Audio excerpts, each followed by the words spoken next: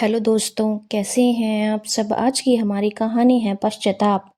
अजय और शीतल की नई नई शादी हुई थी। घर में सिर्फ 3 लोग थे।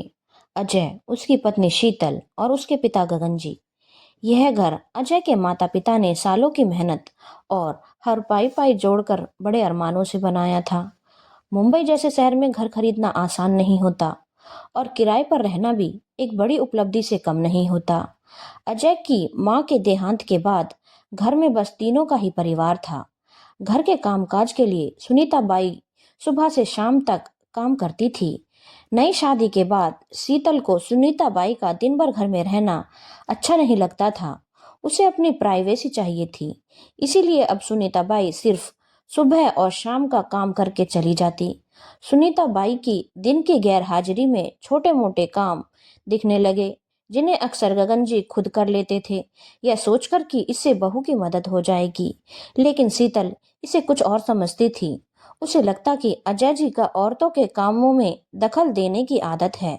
एक दिन शीतल ने मौका पाकर अजय से कहा, अजय, क्यों ना हम बाबूजी को वृद्धाश्रम भेज दें। वहां उनका भी अच्छा समय बीतेगा और हम भी अपनी प्राइवेसी मिलेगी। अजय ने शीतल की बात को नजरअंदाज कर दिया, लेकिन बात उसके मन में रह गई। कुछ दिनों बाद गगन जी अपने दोस्तों के साथ एक हफ्ते के टूर पर चले गए और उसी दौरान सुनीता बाई ने भी छुट्टी ले ली।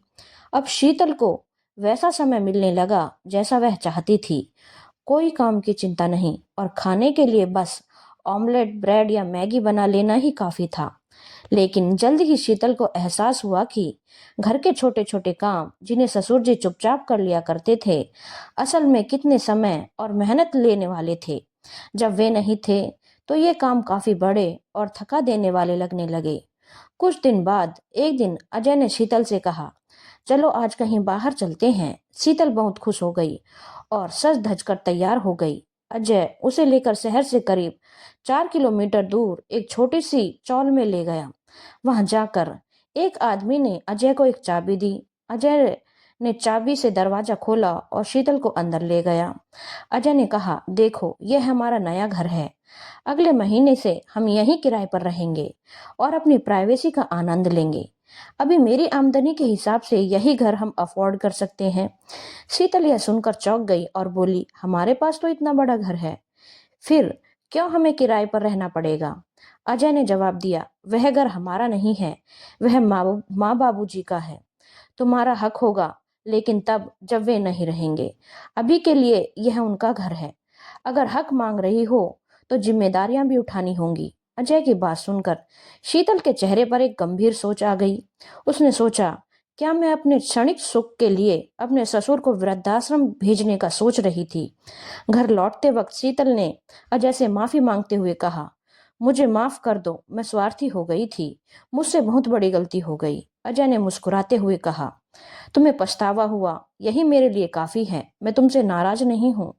दोनों के इस वार्तालाप को दरवाजे के पास खड़े गगन जी सुन रहे थे। उन्होंने ऊपर आसमान की ओर देखा और बोले, भाग्यवान, तुम धन्य हो जो तुम्हारा बेटा इतना समझदार निकला। गगन जी ने दरवाजा खटखटाया और बहू ने दरवाजा खोला तो उसके हाथों में गर्मा गर्म समोसे थे। उन्होंने मुस्कुराते हुए कहा, यह देखो, तुम्हें कोने वाले हलवाई के यहाँ से लाया हूँ। तुम्हें समोसे बहुत पसंद है ना। यह सुनकर शीतल की आंखों में पश्चाताप के आंसू और चेहरे पर मुस्कान आ गई। धन्यवाद दोस्तों। अगर आपको कहानी अच्छी लगी हो तो चैनल को लाइक, शेयर और सब्सक्राइब